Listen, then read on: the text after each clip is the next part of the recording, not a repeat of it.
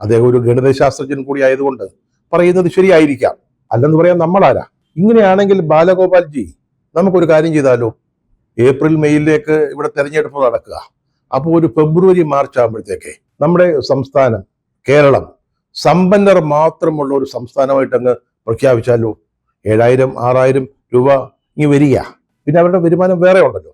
അങ്ങനെയാണെങ്കിൽ നമ്മുടെ ഈ കൊച്ചു കേരളത്തിലെ മുഴുവൻ ആളുകളും സമ്പന്നരായി മാറും. അങ്ങനെ ഒരു പ്രഖ്യാപനം നടത്തുന്നതിനെ പറ്റി അടുത്ത മന്ത്രിസഭാ യോഗത്തിൽ ഒരു സജഷൻ വയ്ക്കാവുന്നതാണ്.